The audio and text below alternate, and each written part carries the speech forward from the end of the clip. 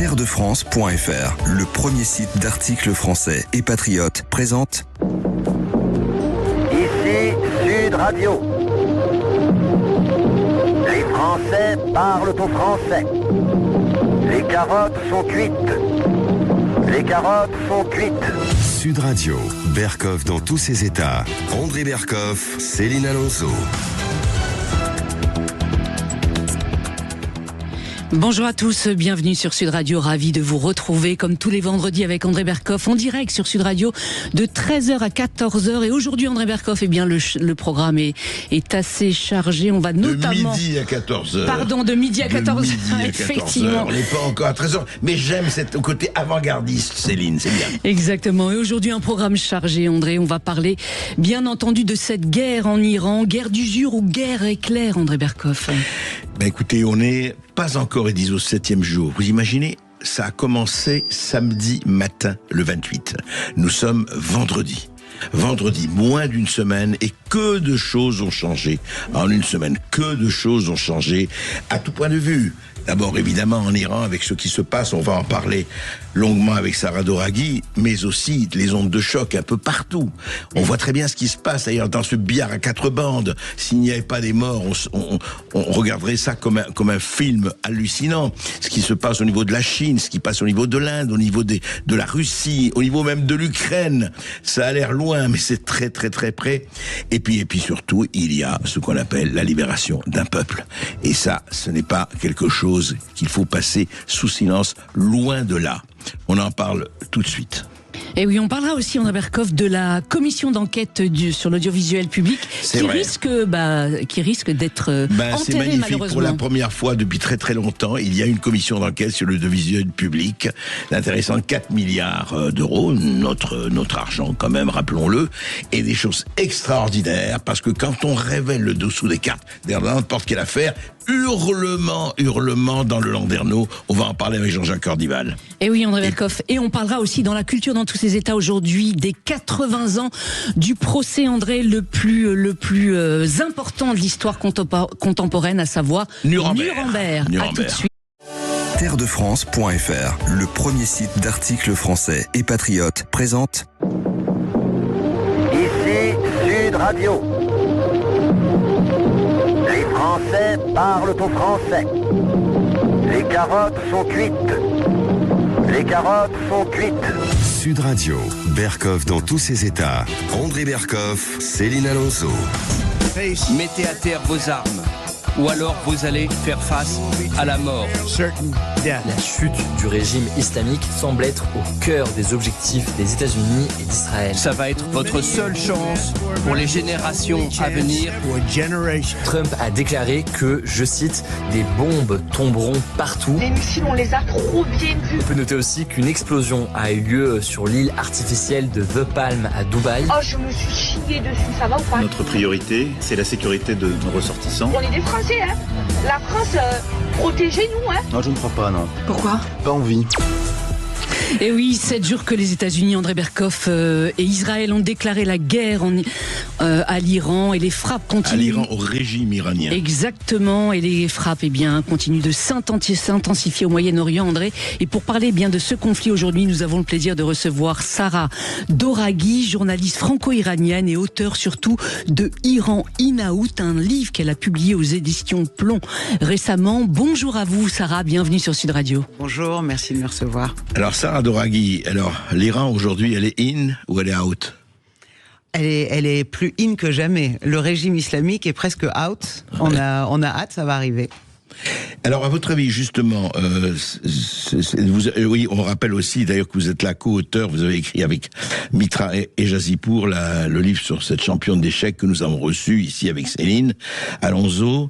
Alors, vous avez quitté l'Iran il y a assez longtemps, je crois. Oui, en 83. En 83, c'est ça. Vous aviez 10 ans. Enfin, J'avais 10 ans, donc 83. Il faut savoir que la révolution, c'était en 79, la guerre en 81, donc... J'ai connu les deux. C'est ça. J'ai connu d'abord cette guerre-là, ensuite celle-là, cette révolution de 79, et maintenant celle-là, qui me paraît bien plus heureuse que la révolution de 79, c'est sûr. Alors, est-ce que vous voyez, avec ce qu'on sait aujourd'hui, on ne va pas revenir sur l'actualité, on le sait, 2 ou 3 choses dont on parlera peut-être. Est-ce qu'il y a entré aussi des Kurdes dans la guerre, etc. Enfin, le régime paraît effectivement... Alors, la première question que je vous posais, au stade de ce qu'on sait aujourd'hui, de ce que vous savez aujourd'hui, est-ce que vraiment on va aller vers un changement de régime? Est-ce que ce régime de la République islamique, ce régime des mollahs, des ayatollahs, vous pensez qu'il est condamné ou il peut encore survivre, à votre avis? Je pense qu'il est condamné, qu'il ne peut pas survivre. Vous savez, je discutais avec un général français en disant, par rapport à ce qu'on sait à peu près de l'armement à disposition du régime, si sans discontinuer, il tapait comme il tape sur tous les pays de la région, sans être inquiété par Israël ou les États-Unis, combien de temps il pourrait tenir? Et il m'a dit environ 2 semaines. Donc, je pense qu'il faut tenir. Et surtout que là, au train où vont les choses, je veux dire, Israël et les États-Unis sont quand même en train d'effacer toute la puissance militaire du pays. Restera sans doute un grand nombre de gardiens de la Révolution et ceux qui sont à l'intérieur qui ne voudraient surtout pas, je parle surtout de ceux qui ont fait des milliards, c'est-à-dire qui ont pillé le pays, les têtes du régime. Eux, ils se sont enrichis fabuleusement, enfin terriblement. Oui. Imaginez que l'Iran est à lui tout seul à 9% des richesses naturelles du monde, au monde. Donc oui, évidemment, quand vous voyez qu'il n'y a plus rien, ils n'ont même pas de quoi manger, etc. Maintenant, la population s'est tellement appauvrie.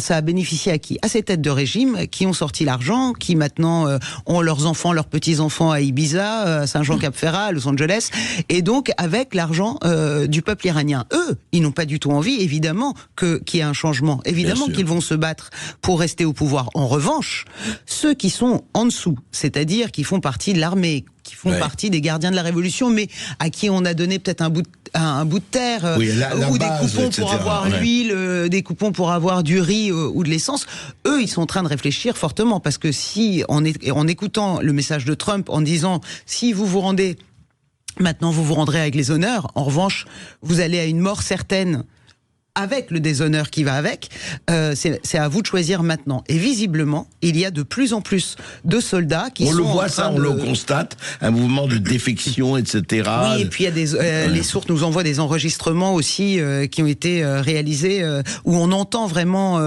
des soldats qui sont en train de dire on est foutus, moi je veux plus y aller, j'y vais pas, etc. Donc oui, et puis surtout, il y a une plateforme qui avait été mise en place par Reza Pahlavi pour permettre justement à des soldats d'inscrire leur nom en disant nous serons du côté du peuple. Confirmé par Donald Trump qui dit que cette liste visiblement est en train de grossir de façon vertigineuse. Oui. Vous pensez vraiment que Reza Pahlavi incarne la rupture au régime des mollahs ? Absolument, je pense qu'il est le leader. D'ailleurs, je pense parce que je suis aussi le mégaphone du peuple iranien. Je suis là pour ça. Je peux avoir mon avis, mais à la rigueur, mon avis ou l'avis que vous entendez sur différents plateaux n'a pas beaucoup d'importance. Ce qui est important aujourd'hui, c'est de donner vraiment un écho à la voix des Iraniens. La voix des Iraniens, eh bien, ils scandent un seul nom. Ils scandent Reza Pahlavi, et leur slogan c'est Inocharin Nabande Pahlavi Barmigarde, ce qui veut dire ceci est notre dernier combat, Pahlavi va rentrer.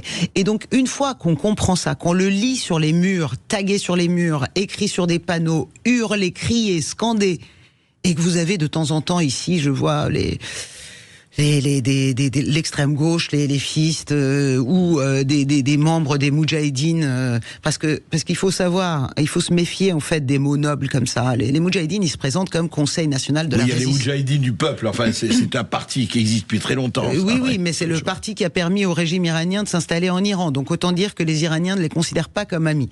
Ça s'appelle le Conseil national de la résistance iranienne. Regardez comme c'est beau. On a envie d'y croire, on a envie d'y adhérer. Et pourtant, c'est même membres de ce conseil-là, les Moudjahidines iraniens, ils étaient sur la liste des terroristes il y a quelques années. C'est Obama qui les a sortis de cette liste. Ce sont des terroristes, ce sont des assassins. Oui, mais Sarah Doraghi... Ils n'ont aucune légitimité, aucun soutien du peuple iranien. Alors, est-ce que justement, alors, d'accord, Reza Pahlavi, on voit très très bien qu'effectivement c'est un facteur unificateur, et on a entendu son nom, etc. Mais il faudra aussi qu'il compose, enfin j'imagine, toi, avec la résistance, la vraie. Oui, parce qu'effectivement, il faut le dire, il ne fait pas l'unanimité, André Berkoff, et certains redoutent effectivement, on parle d'une dictature déguisée. Qu'avez-vous à répondre à ces gens-là, justement, Sarah Doraghi? Je répondrais qu'ils me font bien rire, ces gens-là, parce que parler de dictature, de Reza Pahlavi, qui n'est jamais arrivé au pouvoir, qui a grandi dans une démocratie, qui a toujours été opposant à ce régime, qui a toujours œuvré dans l'opposition au régime, et venir dire « Ah oui, mais on a peur qu'il y ait une dictature après cette dictature-là ». Ah bon, hein? Parce que vous avez supporté pendant 47 ans le régime des mollahs, ça ne vous a pas inquiété plus que ça. Aujourd'hui, vous avez peur de Reza Pahlavi? Il suffit, je les invite à lire son programme de projet de transition. Et puis, il faut surtout arrêter de le présenter. Vous savez, chaque fois qu'il est invité sur les plateaux, je vois qu'en bandeau, il y a écrit « Fils du chat ». Non, c'est le leader de l'opposition. C'est le leader dont le seul dont le nom est scandé en Iran et en diaspora. De toute façon, on n'y est pas. On verra bien. Et c'est l'avenir qui le dira, tout cela.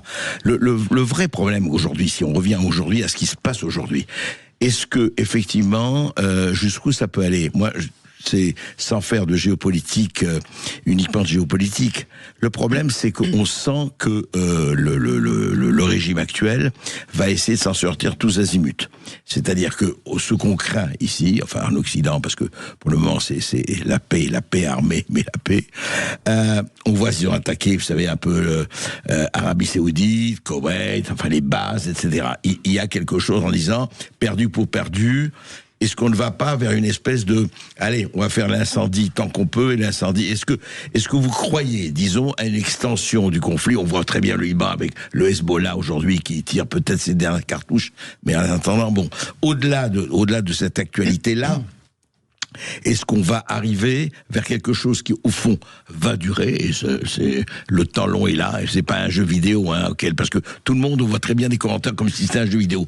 Est-ce qu'on va vers un temps long, disons relativement long, ou à votre avis, en fait, ça peut être bouclé plus rapidement qu'on ne croit même? Alors vous avez dit vous-même quelque chose de très juste. Vous avez dit ils sont en train de tirer leur dernière cartouche. Non seulement le Hezbollah, mais le régime islamique. Donc une fois que l'artillerie lourde, les missiles, les capacités nucléaires, tout est éliminé, je pense qu'on n'en a plus pour très longtemps. Ce que on doit comprendre aussi, c'est que ça va profiter évidemment au peuple iranien, évidemment à Israël qui est menacé depuis que ce régime est en place. Je vous rappelle que moi, quand j'étais à l'école, toutes nos récrés, c'était pas les récrés comme à Paris. Hein. Les récrés, c'était il fallait qu'on s'aligne et qu'on dise mort à Israël, mort à l'Amérique, mort à Israël, mort à l'Amérique, non-stop à toutes les récrés. C'était dans les écoles, c'était dit dans les écoles, etc. Toutes les récrés, il fallait scander mort à Israël, mort aux États-Unis. Donc aujourd'hui venir dire ah non pas du tout, je ne comprends pas d'où ça vient. Non, on voulait pas dire ça. Il y avait les drapeaux américains et les drapeaux israéliens qui étaient dessinés au sol et il fallait pour rentrer dans les écoles, etc. qu'on marche dessus. Vous voyez, on a grandi avec cette espèce de haine. Et en fait, ce qui est en train de se passer est fabuleux, c'est-à-dire qu'ils ont réussi à produire exactement le contraire de ce qu'ils avaient planifié. C'est-à-dire que potentiellement Israël et les États-Unis vont devenir les amis d'un Iran libre demain et toute leur haine est en train de se transformer en reconnaissance. Une chose, vous m'avez parlé des minorités tout à l'heure. Les minorités, il peut y avoir des divisions. Je vous invite aujourd'hui à lire l'excellent papier, le reportage d'Emmanuel Razavi aujourd'hui dans le Figaro, qui parle justement de l'union de ces minorités autour de Reza Pahlavi. Donc il faut se méfier des gens qui viennent vous dire non ça va être la guerre civile. Mais est-ce que en tout cas il faut l'espérer évidemment. Non mais au-delà de ça, est-ce qu'aujourd'hui il y a quelque chose d'intéressant aussi? Alors vous allez m'expliquer. Parce que c'est intéressant, vous savez, à chaque fois on l'a vu avec l'Union soviétique quand elle s'est effondrée, on l'a vu des tas de pays qui étaient des pays que ce soit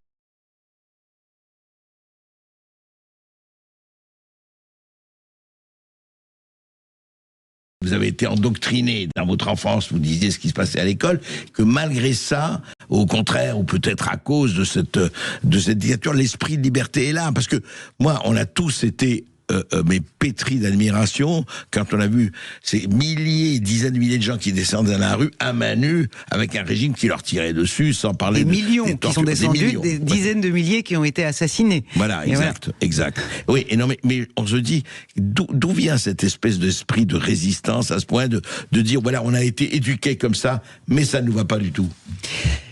On a été éduqués, c'est-à-dire qu'ils ont essayé, mais vous savez, encore une fois, le projet de l'ayatollah Khomeini, qui était de faire de l'Iran, de supprimer le sentiment patriotique des Iraniens et d'installer le logiciel uniquement d'un islam radical et politique, a misérablement échoué. C'est-à-dire qu'ils ont fait d'un peuple qui était épris de religion, qui était épris de spiritualité, ils ont fait des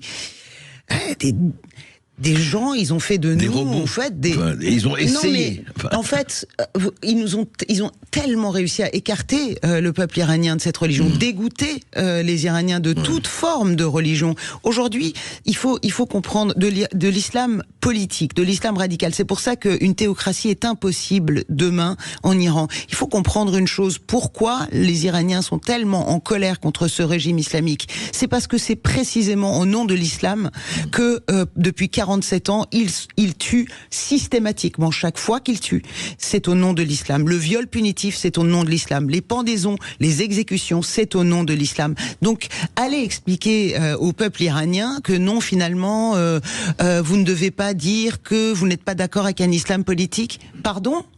On n'a pas le droit de le dire, nous ? Vous n'avez peut-être pas le droit de le dire, mais les Iraniens, donnez-leur au moins cette possibilité de dire tout ce qui a tué notre peuple, on n'en veut pas. Ce qui ne veut pas dire que ce sont des gens qui sont contre les musulmans. Et c'est là la distinction qu'il faut faire, parce que il suffit de regarder les images, vous savez, des parents qui ont enterré leurs enfants, justement, morts le 8 et le 9 janvier notamment. Eh bien, les familles qui sont sur les tombes de leurs enfants, vous avez des femmes qui ne portent pas le foulard, mais vous avez une majorité de femmes qui portent le foulard. Ce sont des musulmans qui sont contre les islamistes. Mais contre les islamistes, voilà. absolument. Donc il faut bien distinguer les musulmans des croyants et être contre les islamistes. Bien sûr, totalement. Évidemment. Et c'est pour ça que j'invite à la plus grande prudence et à la manipulation des agents du régime qui voudraient mettre dans le même sac les musulmans que les islamistes. Non. Rappelez-vous que ceux qui ont tiré sur le peuple iranien, eh bien, c'est des islamistes qui ont tiré sur des musulmans. Et quelque chose, Sarah Doraghi, comment il se fait quand même, alors comment vous, qui vivez en France, qui êtes franco-iranienne, quand vous entendez une certaine opinion progressiste ou certains haut-parleurs, au sens littéral du terme, qui disent oui, mais non, le bon camp, c'est pas celui-là. Qu'est-ce qui n'arrive pas à penser? Parce que, en fait, quelque part, Khomeini ou Khamenei, c'est des racisés, donc en tant que racisés, il faut les protéger. Écoutez, vraiment, je vais vous dire, pour l'instant, on est en guerre, on n'a pas le temps de s'inquiéter des bêtises pareilles. Ce qui m'inquiète, ces gens-là qui viennent expliquer qu'il faut surtout pas d'intervention, que finalement c'était pas si mal, que les plus grands génocidaires ce serait Trump et Netanyahou devant Khomeini, devant les gardiens de la révolution. Je leur dis on va attendre que cette intervention se termine, que l'Iran soit libéré et après on discutera. En revanche, ce qui m'inquiète beaucoup plus en tant que franco-iranienne, c'est pour la France, parce que vous voyez bien qu'en Iran on est arrivé en fin de cycle de l'islamisme. Maintenant on est en guerre contre nos preneurs d'otages. Mais en France, c'est beaucoup plus inquiétant. Surtout au regard des franco-iraniens. Pourquoi? Parce que nous, on a vu le logiciel de l'islamisme radical politique s'installer, comment il faisait, petit à petit, petit détail par petit détail. C'est ce qui est en train d'arriver en France. Donc, dire ça, ce n'est pas être islamophobe, c'est contre l'islam politique et contre l'islam radical. Et vraiment, encore une fois, c'est inviter les musulmans à être très prudents à la récupération des LFistes qui les mettent dans les mêmes sacs que les islamistes. Mais je vais vous dire, Sarah Doraghi, de toute façon, il ne faut plus dire islamophobe ou pas, il faut dire islamistophobe. Oui, pour ceux qui ont envie des choses. Et voilà, absolument, c'est tout, la vérité. Ça règle le problème. Oui. Sarah Doraghi, vous avez actuellement des amis, des proches à Téhéran notamment. Vous arrivez à les joindre? Si oui, qu'est-ce qu'ils vous disent de la situation et comment ils le vivent surtout? Alors, on arrive à joindre beaucoup moins de gens qu'avant, évidemment, parce que Internet est coupé. Il y en a qui ont quand même Starlink. Il y en a qui arrivent à avoir, vous savez, les VPN qui permettent de contourner les blocages et les interdictions. Quand on arrive à les avoir et quand ils arrivent à nous envoyer des images, eh bien, ils nous expliquent qu'ils sont évidemment terrifiés. Évidemment, ils vivent dans l'angoisse. Ils dorment très peu parce que ça explose tout le temps, nuit et jour. En revanche, ils disent qu'ils sont très lucides sur la nécessité de cette intervention et qu'ils ont hâte que ça se termine et que le régime tombe. Voilà ce qu'ils disent. Et je pense que ce qu'ils ressentent, c'est véritablement, on pourrait le comparer à ce que les Français ressentaient pendant le débarquement. C'est-à-dire que vous avez deux sentiments la référence, c'est juin 44. Et l'autre référence que vous avez parlé, on va terminer là-dessus, Sarah Doraghi, c'est que c'est intéressant ce que vous disiez. Je m'inquiète pour la France par rapport à la montée d'un certain islamisme. C'était un dissident soviétique, Vladimir Bourkovski, disait à propos de l'Union européenne, vous voyez, nous on a vécu l'URSS et vous allez apprendre ce qu'on a vécu.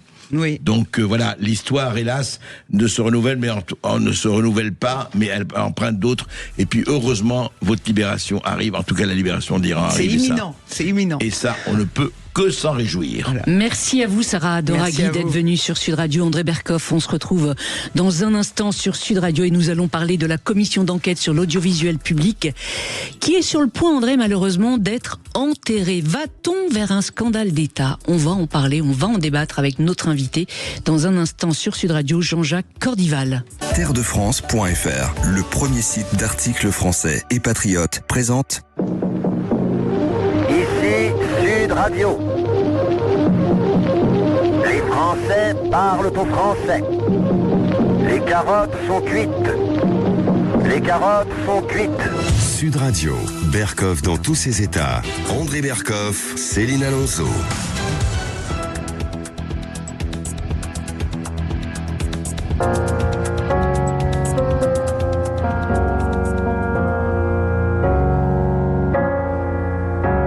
Qu'est-ce que c'est que cet enterrement, enfin, Céline? Eh oui, la marche funèbre sur Sud Radio, parce que pourquoi, André Berkoff? Eh bien, parce que prochainement, effectivement, on risque d'assister à l'enterrement du rapport de la commission d'enquête sur l'audiovisuel public. Oui, malheureusement, c'est pas encore joué, mais peut-être, on ne sait jamais. Pour en parler, eh bien, nous avons le plaisir de recevoir Jean-Jacques Cordival, qui vient de nous rejoindre sur Sud Radio, pardon.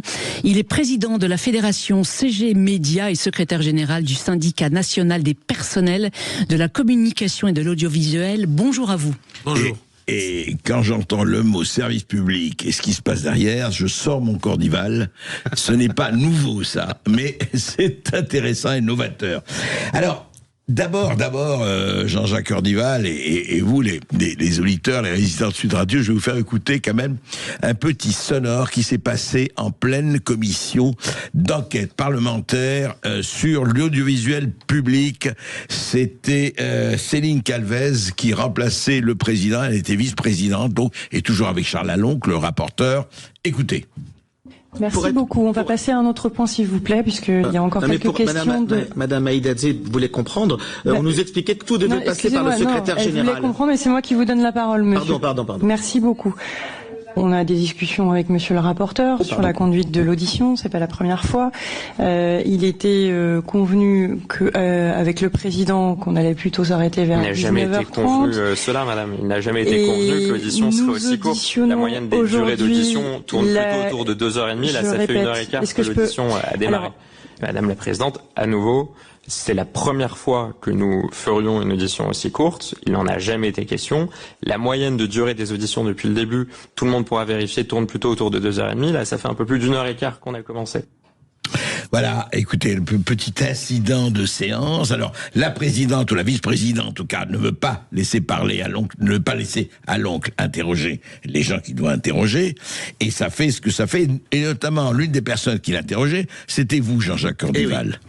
Et en fait, au-delà de cet incident, on a l'impression, alors c'est quand même quelque chose, on le voit pour que tous ceux qui suivent cette passionnante, puisque c'est diffusé par la chaîne, la LCP, la chaîne parlementaire, mais on a l'impression qu'une partie de cette commission ne veut surtout pas que la vérité ou que un certain nombre de choses sortent. Mais ça veut dire quoi, ça? D'abord, c'est pas une impression, c'est la réalité. Céline, je voudrais juste préciser qu'il y a un C, c'est CGC. CGC, vous avez bouffé un C. Pas CG Média, mais ça, bon. C'est pas CGT, justement. Ah oui, CGC Média, bien sûr. Voilà, donc, absolument. Encore une fois, la semaine dernière, enfin il y a quelques jours, oui c'est la semaine dernière, à peu de choses près, vous avez un communiqué d'un des futurs membres, ce qu'il n'est pas à ce moment-là membre de la commission, Masseglia, qui dit « Je vais intégrer », peut-être vous l'avez vu, « Je vais intégrer la commission », il décide de lui-même, « et quand j'aurai intégré la commission, je ferai en sorte, dit-il, de voter contre ce rapport ». Bon, il a dit ça comme ça. Ah ben oui. Le lendemain, il s'est un peu repris en disant oui, j'envisage, faut regarder, etc. Mais c'est fait, il y a eu un communiqué, il dit j'appellerai à voter contre le rapport de cette commission. Alors, qui est ce monsieur Masseglia? Bon, France Télévisions, je vais être un tout petit peu long, mais enfin voilà. Les gens qui vont à la commission, les gens qui vont à la commission, on les appelle, téléphone ou mail. Voilà, première étape, une visio pour préparer. D'accord. Deuxième étape, alors avec 3 personnes de France Télévisions, un du secrétariat général, un de la présidence et un du service juridique. Quand je dis un, c'est une d'ailleurs, entre parenthèses. Voilà, donc deuxième étape, alors là on est en présentiel. Donc on fait comme si on était à l'audition. Et on remet 3 documents aux personnes. Le premier document, c'est une notice. Une petite notice. Je crois que vous l'avez eu, Céline. Oui, tout à fait. Je l'ai lu. Elle est incroyable. Une petite notice. À la fin, c'est marqué s'il doit y avoir des problèmes juridiques. Le président est à BM2, mais enfin le président est de notre côté. Écrit noir sur blanc sur un document France Télévisions. Déjà, ça devrait poser un problème. Ça, on est d'accord. Bon, le deuxième document, c'est ce qu'on appelle une note de cadrage. Donc il y en a plusieurs pages. On explique aux gens. C'est un peu en gros. Voilà ce que vous allez faire. Voilà ce que vous allez dire, etc. Et puis le troisième document, c'est la liste. C'est un des plus importants. La liste des 31 membres de la commission, en expliquant que 12 nous sont favorables. 12 nous sont favorables, et tous ceux qui sont favorables, c'est ceux qui ont voté l'amendement Masseglia. Pour aller vite, l'amendement Masseglia... parce qu'on va pas en rentrer dans les détails. Mais c'est important. Oui. Et puis 6 autres qui nous sont, qu'on connaît, qui sont un peu de notre côté. 12 et 6, ça fait 18 sur 31. Vous imaginez comment ça peut basculer, André, hein? Non mais attendez, Jean-Jacques, quand même, vous dites quelque chose qui est hallucinant, parce que c'est ça qui me fait réagir. Non mais je veux dire, attendez, avant, on fait une commission d'enquête parlementaire. Oui. Un rapport doit être fait. Avant que ce soit fini, bien avant, moi je vais voter contre le rapport, moi je suis pas d'accord. Mais c'est, attendez, on est au Zimbabwe, là, pardon, je rien contre le Zimbabwe. C'est ce que j'appelle la bananocratie, hein, voilà. Mais c'est une monarchie bananière. C'est ça. Non, mais je veux dire, on réunit des gens, on va faire un rapport, avant même que les conclusions ne soient faites, oui, mais nous on est contre. Mais c'est quoi, André, ça? Vous avez lu le Canard enchaîné d'hier, Balanan. Encore une fois, je ne parle pas de l'altercation, je crois que vous avez suivi. Voilà. Balanan qui s'en prend, qui menace Charles Aloncle. Ouais, on va te régler. Le député modem, là. Voilà, on va te régler 3 petits points. Ouais. Je sais pas ce qu'on règle, on va pas te régler l'addition. Peut-être, je sais pas ce qu'il a. Mais après il dit non, mais c'est pas. Balanan qui s'exprime dans le Canard enchaîné, il dit oui, on va lui laisser faire son rapport. On sortira un autre rapport, un argumentaire sur le. On va mettre un autre rapport. Mais c'est quoi cette histoire? Et il le dit dans le Canard là. C'était mercredi. Mercredi, on est vendredi. Il y a 2 jours, il dit oui, on va faire un autre argumentaire, un contre-argumentaire, un contre-rapport. Mais là aussi, on est où? Et puis, André, la troisième chose, c'est que on a posé la question clairement, parce qu'à un moment, je suis interpellé par la députée socialiste Aïda Haddadze, et elle dit, parce que je dis nous, on est là, on n'a pas été préparé, on vient spontanément, et elle dit mais monsieur, il faut savoir que dans toutes les commissions d'enquête, les questions sont envoyées avant. Alors André, s'ils ont tout avant... Les questions sont envoyées avant... C'est ce qu'elle dit aux députés. Vous auriez dû voir, André, vous auriez dû voir la tête de Charles Aloncle. Tiens, il était comme vous à 11h, Céline est à midi, voilà, comme une horloge, il était à 11h. Il regarde la présidente, il dit mais qu'est-ce que c'est que ça? Vous auriez dû voir sa tête. Il ne revenait pas, il dit on envoie les questions. En tout cas, moi ce que je sais, c'est que lui ne les envoie pas. C'est pas possible autrement. Oui, pourtant, une commission d'enquête parlementaire, tout est réglementé. Normalement, ça devrait l'être. C'est invraisemblable. On peut pas, à un moment ou à un autre, dire aux gens, vous venez pour vous expliquer. Vous avez quand même tous remarqué qu'ils lisent. Ils lisent leur papier. Quand on voit Anne Olmès qui est interrogée pour savoir si elle est partie, la directrice des programmes fiction. On est d'accord, la directrice des programmes de la fiction. Elle lit ce qu'on lui a demandé. Elle tourne les pages. Elle sait pas si elle est en vacances avec tel ou tel producteur. Enfin, tout France Télévisions le sait, entre parenthèses. Mais elle le sait pas. Et donc, elle tourne les pages. Moi, ce que je crois, c'est ce que j'ai dit d'ailleurs. Si à ce moment-là, toutes les questions sont faites d'avance, à ce moment-là, on fait un bouquin. On fait une compilation, puis on est tranquille. Oui, puis on voilà, fait pas une commission d'enquête. Alors, Jean-Jacques Cordival, vous connaissez quand même les règles, mieux que moi, les règles du jeu. Il y a quelque chose que je voudrais comprendre. Est-ce qu'on peut, parce que on a tout le monde à parler de ça, justement, que ce soit au Canada, en Chine ou ailleurs, est-ce qu'on peut enterrer un rapport? Parce que Alloncle dit, non, je résume, oui, Alloncle dit, moi je vais jusqu'au bout, j'irai jusqu'au bout, quelles que soient les choses, je suis député, je remplis. Est-ce qu'on peut l'enterrer? Est-ce qu'on peut faire qu'il ne sorte pas? Il y a déjà eu un précédent, c'était sur le financement des syndicats. C'est la seule fois où ce rapport a été enterré. C'est drôle d'ailleurs. Enterré, il n'est jamais sorti. Non, il n'est jamais sorti, il a été enterré. Voilà, mais donc, ça serait un scandale d'État, parce que bien évidemment, il y a plein de choses qui ont été dites, puis je crois, mais Céline, vous le voyez comme tout le monde, vous voyez sur les réseaux sociaux, ça se déchaîne, et c'est pas forcément des gens qui sont de tel ou de tel bord, les gens veulent savoir où passe leur argent.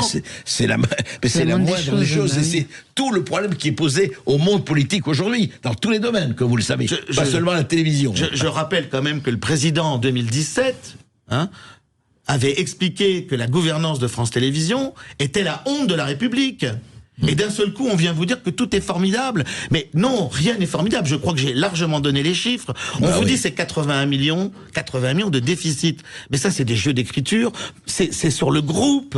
Il n'y a pas une filiale qui viendra au secours de France Télévisions le jour où France Télévisions sera dans la panade. Il est déjà dans la panade. Mais je l'ai dit, France Télévisions et ça, l'entreprise, c'est moins 256 en 2024, moins 290 millions en 2025. Mais Jean-Jacques Cordival, les chiffres, vous les avez donnés, et c'est vrai que c'est absolument parlant. Et ne parlons pas justement des producteurs, enfin, des pontes de France Télévisions qui commandent des centaines de millions à telle ou telle société de production et se retrouvent dans la société de production. Et pour moi, c'est un deal d'avance. C'est-à-dire que quand les gens deviennent trop gênants et qu'ils l'ouvrent un peu trop, on leur dit que tu dégages. Voilà, alors effectivement, on leur donne une somme d'argent, mais de l'autre côté, on leur dit, bon, vous inquiétez pas, on sera amené à retravailler ensemble, on va voir ça. Pour moi, le deal, il est une partie cash et une partie... C'est de l'outplacement à France Télévisions. C'est quand on est viré. Parce que les gens qui sont virés, ceux qui sont licenciés pour des prunes, pour rien, pour la plupart du temps, quand vous gênez, on vous licencie. Eux, ils ont droit à rien, on est d'accord, ou des clopinettes. Mais on leur dit, voilà, mais là, c'est, on vous reclasse. Je prends l'exemple de Samuel Etienne qui dit, voilà, j'avais mon émission Twitch, etc. Ça a été une partie payée par France Télévisions. Je pense que le deal, il est là. C'est une partie en cash et puis une partie, on vous aidera, vous retravaillerez. C'est ça, c'est un cabinet de vous savez que ça se passe exactement dans les banques pour les gens qui font des fusions-acquisitions. C'est une partie dans les paradis fiscaux, c'est un peu autre chose, et une partie en cash pour que vous ayez l'impression de payer des impôts. Mais je voudrais revenir à cela. Ça nous mène où? Est-ce que d'abord, cette commission, vu que presque tous les jours maintenant c'est le clash, ça peut encore durer comme ça, ou il va y avoir un vrai clash d'ici quelques temps? Alors d'abord des clashs, il y en a eu, il n'y en a pas eu qu'un. Bon, vous avez vu que Patriélétus avait donné le président de la commission, oui. Il avait donné comme consigne que personne n'utilise son portable pendant la séance. On est d'accord? Bon, vous visionnerez, Céline, vous la visionnerez aussi. La séquence, 1h30, on était là. Pendant 1h30, à peu près 1h30, Mme Céline Calvez a été sur son portable en permanence. Tout le temps. Vous la voyez tout le temps. Qu'est-ce qu'elle a fait? Avec qui elle était en ligne? C'est ça la question qu'il faut se poser. Avec qui était-elle en ligne sur son portable pendant toute l'audition? Oui, mais alors justement, est-ce que ça peut durer comme ça? Parce que là, on voit très très bien que à l'oncle, d'ailleurs, vous avez vu les pétitions. Il y a eu les pétitions d'ailleurs du showbiz, enfin du parti de showbiz, en disant c'est de l'inquisition ce qui se passe actuellement à France Télévisions. Et puis une pétition pour à l'oncle en disant attendez, on est en démocratie, il faut aller jusqu'au bout de cela. Mais moi j'ai vu Fabienne Servan-Schreiber, encore une fois, qui depuis des années est sous contrat avec France Télévisions. Le nombre de produits qu'elle a placés, Céline, entre autres, le nombre de produits qu'elle a placés, elle dit avant-hier, c'est scandaleux. Les questions de... C'est de l'acquisition. Voilà, elle a dit ça. C'est l'acquisition. Mais elle doit pas savoir ce que c'est, l'inquisition. On brûlait les sorcières en place de grève, j'exagère un peu, mais c'est ça l'inquisition.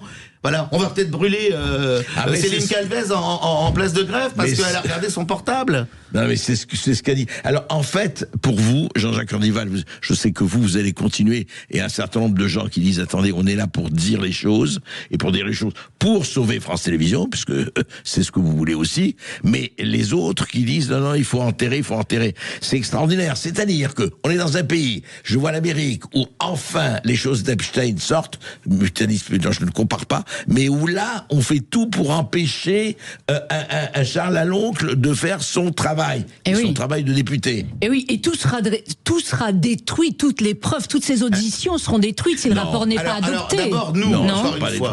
Alors, si André, si c'est pas... oui, c'est-à-dire que plus rien ne sera visible. C'est-à-dire que les vidéos qui ont été prises, elles seront plus visibles, les comptes rendus... Ils peuvent vraiment enterrer.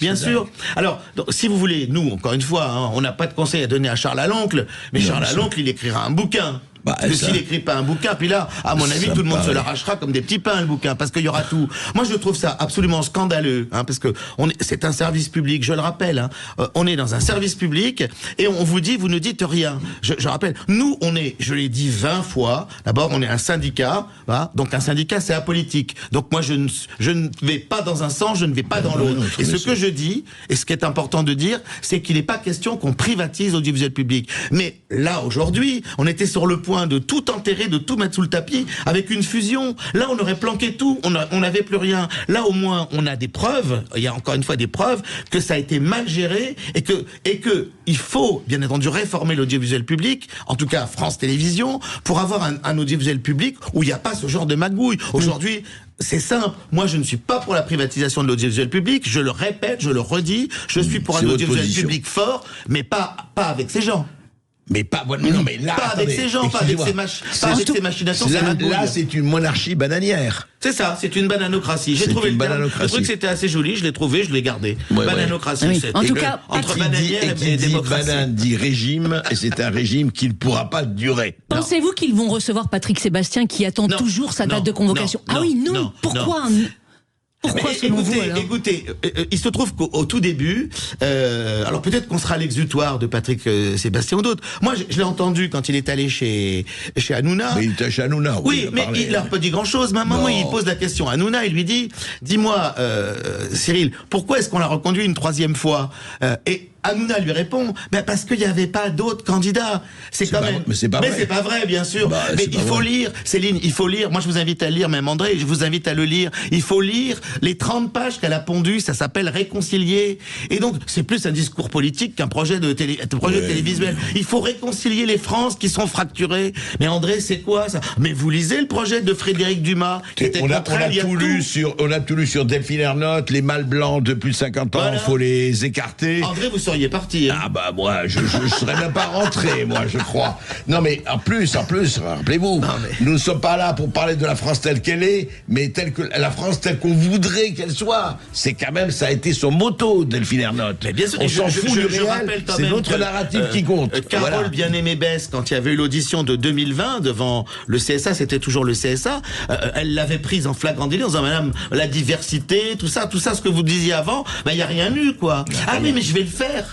C'est un peu comme la comptabilité analytique. Je le ferai au 4e mandat, c'est ça. Peut-être, peut-être. Merci beaucoup Jean-Jacques Ordival, merci, et nous allons évidemment suivre ça, et nous espérons quand même que la vérité sortira comme elle doit le faire. Et oui, et si vous voulez soutenir Charles Laloncle, chers auditeurs, je vous invite à le signer si vous le souhaitez, une pétition qui est actuellement en ligne sur change.org et qui s'intitule « Audiovisuel public, contester le contrôle parlementaire est une erreur démocratique ». André Berkoff, dans un instant, on se retrouve dans un instant sur Sud Radio. Et nous allons parler d'un concert en hommage à Quentin Durand qui va avoir lieu à Paris la semaine prochaine. À tout de suite. Terredefrance.fr, le premier site d'articles français et patriotes, présente Sud Radio Berkoff dans tous ses états, midi 14h. André Berkoff.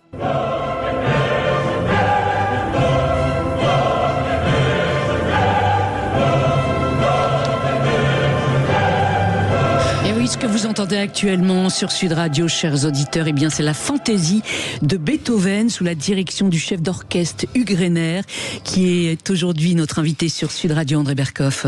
Oui, il est notre invité parce que vendredi 13, dans exactement une semaine, ceux qui sont à Paris, ceux qui viennent à Paris, ne manquez pas un concert exceptionnel. Je dis, on n'a pas l'habitude de parler de cela. C'est un concert qui va se tenir à l'église Saint-Sulpice, place Saint-Sulpice, une des plus belles églises de Paris, il faut dire. Et il va y avoir une œuvre, cette fantaisie de Beethoven pour chœur, piano et orchestre, concerto pour violon avec Kevin Zhou, on va en parler. Et pour qui et pourquoi. Et c'est intéressant parce que Hugues Reiner, vous êtes avec nous, vous êtes chef d'orchestre et compositeur, et vous avez dit que ce concert est placé en hommage d'abord, en tout cas, à Quentin de Ranc, celui qui a été lâché à mort il n'y a pas, hélas, si longtemps. C'est-à-dire, qui pourrait se réjouir de la mort de quelqu'un? C'est impossible. Et donc, pour moi, la musique, c'est l'empathie. C'est avant toute chose un élan du cœur. Et donc, pour moi, l'hommage, je veux dire, il est permanent, éternel. C'est ma raison d'être de musicien. Voilà. Et je pense qu'il faut être de côté des gens qui souffrent. Absolument. D'abord des gens qui souffrent. D'ailleurs, ce n'est pas seulement, c'est aussi au bénéfice de la Fondation Épanouie, qui est sous l'égide de la Fondation pour l'enfance. Absolument. Et il y a de la malnutrition, l'autisme, tout ce qui touche les enfants. Et encore une fois, on appelle à redire ça. Hein, je veux dire, l'innocence massacrée, c'est quand même la chose la plus triste du monde. Et dites-moi, qu'est-ce qui fait c'est vrai, Hugues, déjà Hugues Reiner, vous avez fait un certain nombre de concerts.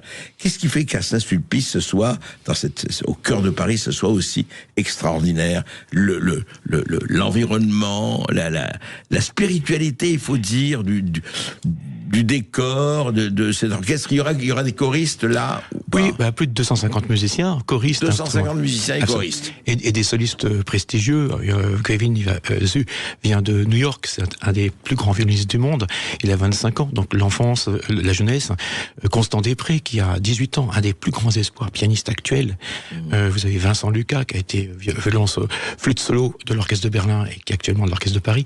Donc je suis entouré par vraiment des âmes prestigieuses, des gens qui travaillent tous les jours, qui ont envie que la planète soit un peu plus vivable, en quelque sorte. En tout cas, la musique, on dit c'est un cliché, la musique adoucit les mœurs, mais en tout cas, la musique aide à vivre aussi, il faut le dire. Où est-ce qu'on peut s'adresser pour les gens qui veulent y assister, qui veulent y aller? Il faut s'inscrire? Non, il faut faire chauffer Fnac. Hein. Absolument. Parce que c'est par la Fnac que ça passe. Oui, par la Fnac. On fait le 13 mars, vous mettez 13 mars Saint-Sulpice, et puis il faut tomber dessus, et de toute façon, et le soir du concert à 20h45, il faut vraiment que tous les auditeurs, vraiment, parce que je sais que Monsieur Berkoff, vous avez quelque chose en vous de tellement particulier, qui est l'âme, qui est quelque chose de puissant. Je vous dis ça pas pour vous faire plaisir, mais parce que je le ressens comme ça. C'est pour ça que je suis ici, d'ailleurs, vraiment pour vous remercier. Mais tous les auditeurs qui partagent cet amour commun de la vie, eh bien, à bras ouverts, je vous accueille et venez vraiment à Saint-Sulpice. Et il faut dire que le concert, effectivement, se fait en accord avec la famille de Quentin de Ranc. Hein. Bien sûr. Oui. Et ils sont très touchés parce que c'est la prière, c'est ça qui est important. Voilà. Et dites-moi, ça ne vous dérange pas de faire ça un vendredi 13 ? Est-ce que vous êtes superstitieux, Hugues Reiner, ou pas ? Non, parce que je suis chrétien aussi. Vous savez, je suis judéo-chrétien. Mon père était juif, l'écrivain Sylvain Reiner. Ma mère catholique, mon éducation protestante, avec tout ça, j'aime les gens. Voilà, c'est ça ma religion. Ça va être donc un concert œcuménique, absolument œcuménique, le vendredi 13, 20h45, 20h30, à l'église Saint-Sulpice à Paris, et puis Beethoven, et puis la mémoire, et puis la défense des assassinés. Merci Hugues Reiner d'être venu sur Sud Radio. André Berkoff, dans un instant, la culture dans tous ses états, au programme Nuremberg. 80 ans après ce procès historique, un film et un livre passionnant relate donc cette période charnière de notre histoire, André. Les dirigeants nazis étaient-ils fous ? On vous dit tout dans un instant sur Sud Radio avec notre invité Jean-François Delon. Sud Radio Berkoff dans tous ses états, midi 14h. André Berkoff. Avec terredefrance.fr, le premier site d'articles français et patriotes.